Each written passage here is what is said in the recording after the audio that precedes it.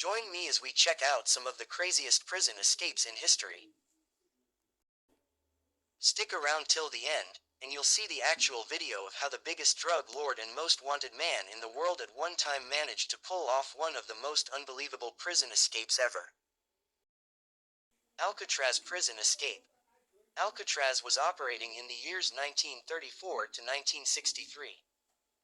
In its heyday, it was the ultimate maximum security prison. It was believed to be an unescapable prison due to its location on a lonely island in the middle of San Francisco Bay. There was high watchtowers with armed guards 24 hours a day. It was surrounded by the cold, rough waters of the Pacific, capable of drowning even the best of swimmers. Even if someone managed to swim to safety, they would most likely suffer from hypothermia. If that's not enough, the water surrounding the island was also known to be swarming with great white sharks. There were strict rules, including a dozen checks a day of the prisoners. Escape seemed near impossible.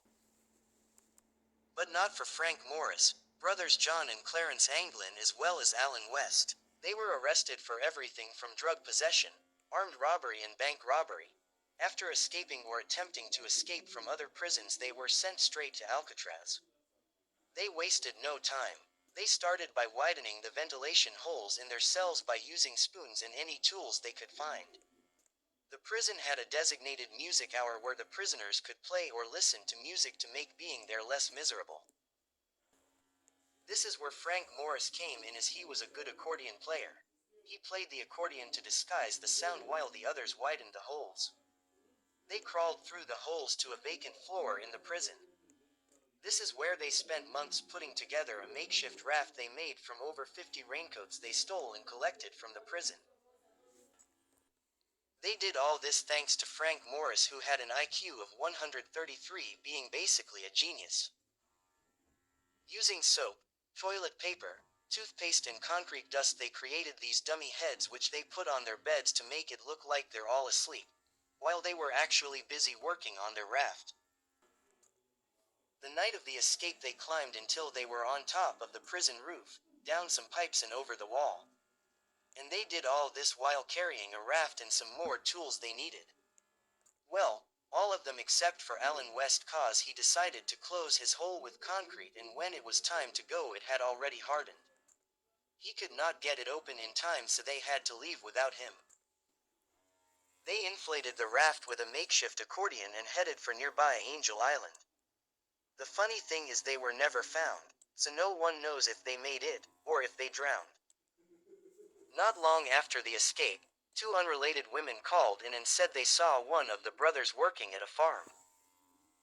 Their family also claims that their mother received flowers signed by the brothers every Mother's Day that stopped when she passed away.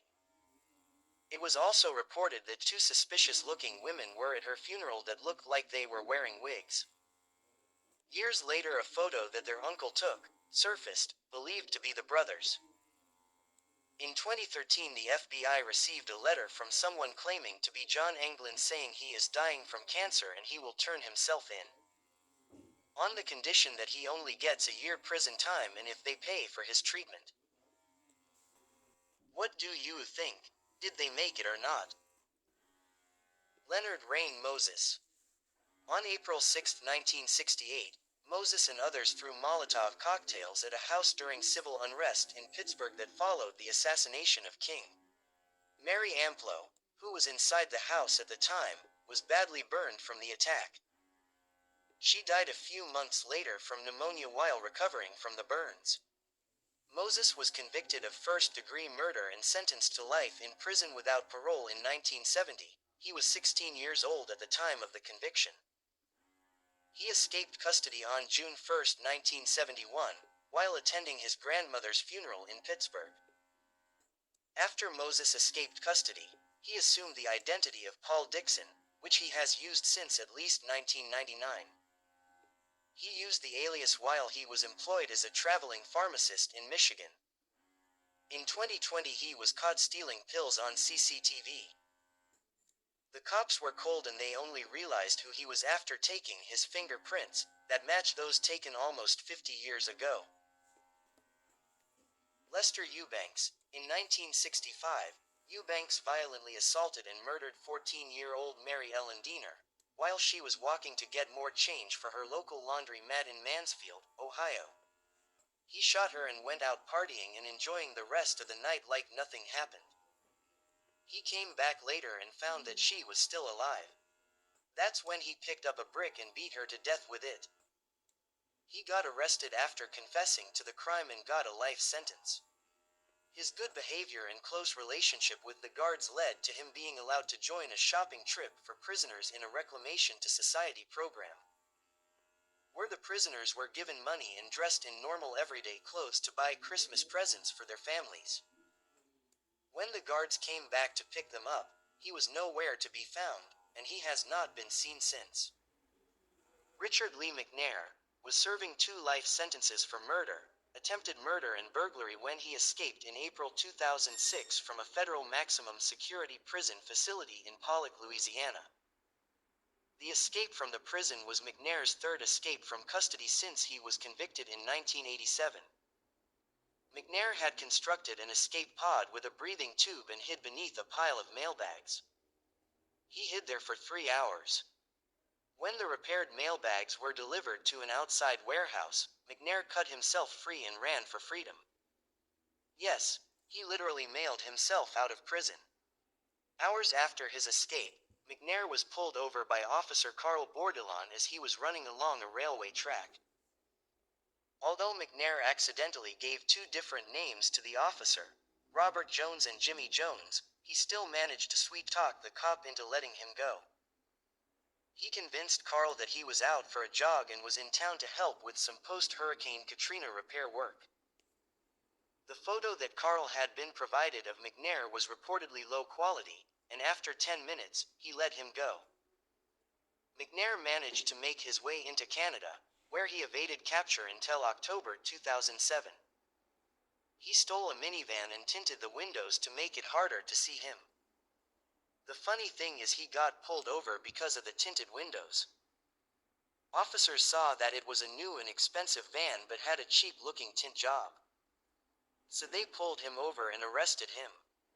As of 2023, McNair remains incarcerated at a high-security prison in Florence, Colorado.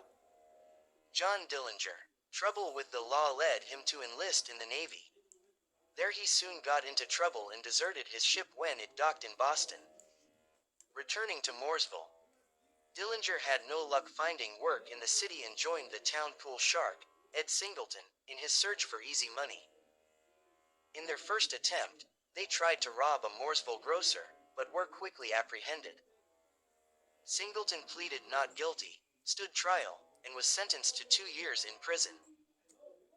Dillinger, following his father's advice, confessed and was convicted of assault and battery with intent to rob and conspiracy to commit a felony.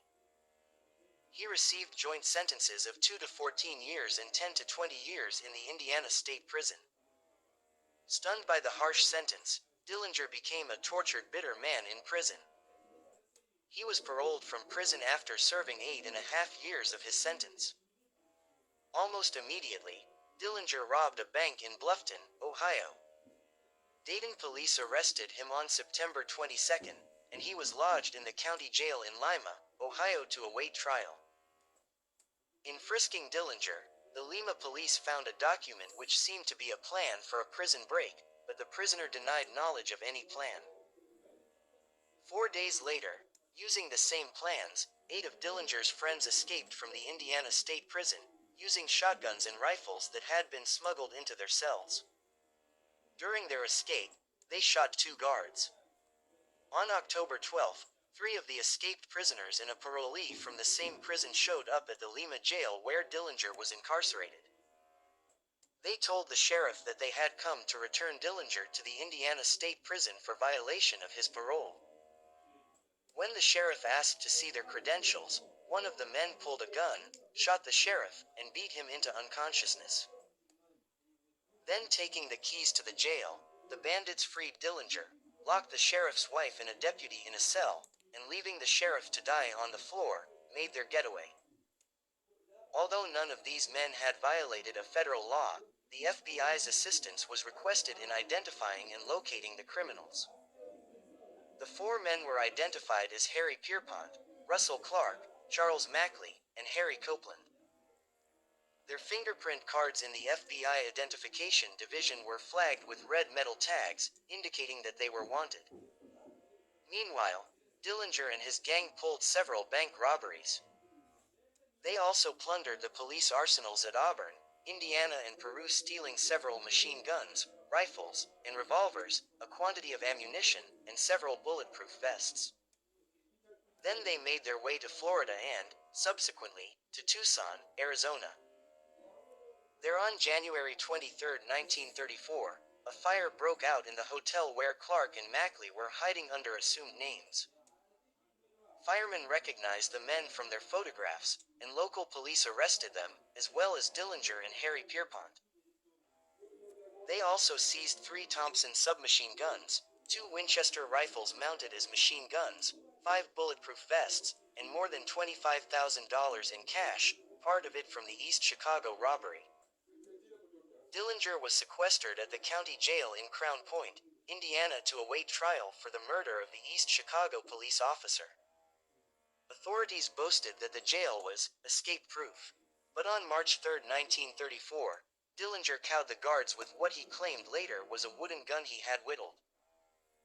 He forced them to open the door to his cell, then grabbed 2 machine guns, locked up the guards and several trustees, and fled. In Chicago, Dillinger joined his girlfriend, Evelyn Frechette. They proceeded to St. Paul, where Dillinger teamed up with Homer Van Meter, Lester Gillis, Eddie Green, and Tommy Carroll, among others. The gang's business prospered as they continued robbing banks of large amounts of money.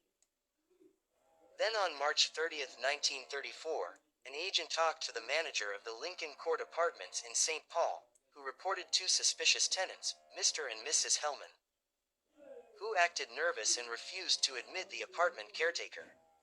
The FBI began a surveillance of the Hellman's apartment. The next day, an agent and a police officer knocked on the door of the apartment. Evelyn Frechette opened the door, but quickly slammed it shut. The agent called for reinforcements to surround the building. While waiting, the agent saw a man enter a hall near the Hellman's apartment. When questioned, the man, Homer Van Meter, drew a gun. Shots were exchanged, during which Van Meter fled the building and forced a truck driver at gunpoint to drive him to Green's apartment. Suddenly the door of the Hellman apartment opened and the muzzle of a machine gun began spraying the hallway with lead. Under cover of the machine gun fire, Dillinger and Evelyn fled through a back door. They, too, drove to Green's apartment, where Dillinger was treated for a bullet wound received in the escape. A woman contacted one of the police officers with information. She called herself Anna Sage, and she had entered the United States from her native Romania in 1914. Anna was willing to sell the FBI some information about Dillinger for a cash reward, plus the FBI's help in preventing her deportation. Anna told the agents that she, Polly Hamilton, and Dillinger probably would be going to the movies the following evening at either the Biograph or the Marlboro theaters. She said that she would notify them when the theater was chosen. She also said that she would wear an orange dress so that they could identify her. At 10:30 p.m., Dillinger, with his 2 female companions on either side, walked out of the theater and turned to his left. As they walked past the doorway in which Purvis was standing, Purvis lit a cigar as a signal for the other men to close in. Dillinger quickly realized what was happening and acted by instinct. He grabbed a pistol from his right trouser pocket as he ran toward the alley. 5 shots were fired from the guns of 3 FBI agents. 3 of the shots hit Dillinger, and he fell face down on the pavement. At 10:50 p.m. on July 22, 1934, John Dillinger was pronounced dead in a little room in the Alexian Brothers Hospital. Frank Abignail was a famous forger, imposter, and con artist. He committed his crimes primarily between the ages of 15 and 21. He was arrested multiple times in multiple countries, spending 6 months in a French prison, 6 months in a Swedish prison, and finally 4 years in a U.S. prison in Atlanta, Georgia. Abignail is also famous for his prison escape in 1971. While being transferred into prison by a United States Marshal, the Marshal forgot to give the prison Abignail's detention commitment. This struck the administration as unusual, and caused the guards to believe that he was a prison inspector sent by the FBI. Using this information to his advantage, he used his phone call to get his friend, Gene Sebring, to forge a business card to back up the story. Sebring used a business card given to her by FBI agent Joe Shea and altered it to include Abignail's information. Once delivered to Abignail, he told the guards that he was in fact an inspector sent by the FBI and that he had to get outside of the prison to talk to his fellow FBI agent. The guards laughed and boasted about how they knew all along and were difficult to fool, ultimately allowing Abignail to leave the facility. He was eventually returned to prison to serve 4 years, but following his release, made an effort to turn his life around. He became an FBI consultant and lecturer and opened his own private financial fraud consultancy company named Abignail and Associates. He also made an appearance in the movie Catch Me If You Can, which was based on his life. His current net worth is $10 million. Escape at Dennamora. Both convicted of murder, David Sweat and Richard Matt resided at the Clinton Correctional Facility, a maximum security prison in New York. Matt had been serving 25 years to life in prison for kidnapping and killing his former boss, and Sweat had been serving a life term for murdering a sheriff's deputy. They formed a friendship in prison and created an escape plan that hinged on their relationships with the prison staff. Prison seamstress Joyce Mitchell helped them. She supplied them with drill bits and hacksaw blades smuggled in through frozen hamburger meat. Joyce had a sexual relationship with Matt and had been reported to have been involved with Sweat as well. Matt also shared a relationship with prison guard Gene Palmer, who gave them the meat that contained the contraband. Gene claims that he didn't know that the meat contained the tools that would help them escape, but giving them the meat itself was violating prison rules. Matt and Sweat had taken their provided power tools and cut through the back of their cells and into a steam pipe. After 85 nights of creating their route by trial and error, they slithered through the pipe and went through a manhole just 1 block away from the prison on June 6, 2015. On the pipe, they left a note that read, "Have a nice day." Matt had provided Mitchell with narcotic pills to knock out her husband Lyle so that she could pick them up. She didn't appear. She checked herself into a hospital after suffering a panic attack, and the two men escaped by foot instead. Between June and July, the 23-day hunt for the criminals cost the New York State Police and the State Department of Corrections $23 million. After many leads, officials tracked down and killed Matt at Lake Titus in New York with 3 gunshots to the head on June 26. 15 miles north of this location and 30 miles from the Dennamora prison, they found and captured Sweat. The Texas Seven is a term that describes one of the most famous groups of prison escapees. Texas Seven consisted mostly from prisoners that were sentenced to spend their life in prison. Group leader George Rivas was serving 18 consecutive 15-to-life sentences, Michael Anthony Rodriguez and Donald Keith Newberry 99 to life. Larry James Harper, Joseph Garcia and Patrick Henry Murphy Jr. 50-year sentence, and Randy Halprin 30-year sentence. Using well-designed ploys and plans, they picked perfect timing to slowly subdue one by one of prison guards, taking their clothes, identifications, credit cards, and slowly expanding their presence throughout the prison. By using less monitored maintenance, they made their way to the back gate of the prison. There, they managed to subdue 4 guards, take their weapons and pickup truck, with which they drove successfully out of the prison. In the following weeks, the group continued their escape across the USA, occasionally robbing and stealing money, food, weapons and ammo. During one of their robberies in Oshman Sporting Goods, Irving, Texas, they secured vast cache of weapons. which they used to ambush and kill the responding police officer Aubrey Hawkins with 11 gunshot wounds. Toward the end of their run, $500,000 was offered for their capture, which finally happened on January 20, 2001, and was conducted using the help of popular television program America's Most Wanted. One of the viewers of that show saw the descriptions of Texas 7, and came to conclusion that they are residing in the nearby RV park in Woodland Park, Colorado.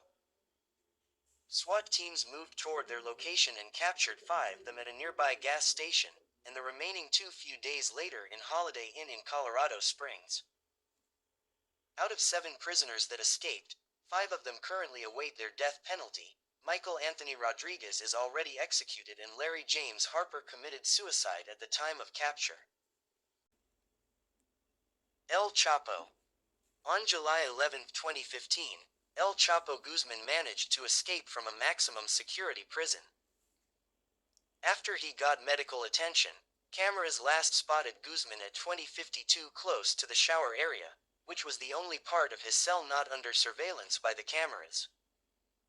After guards failed to spot him through the cameras for 18 minutes, an alert was sent at 2110, and personnel started looking for him. When they reached his cell, he was gone. It was later discovered that he had managed to escape through a dug-up tunnel leading from his shower area to a construction site located 0.93 miles from the Santa Juanita neighborhood.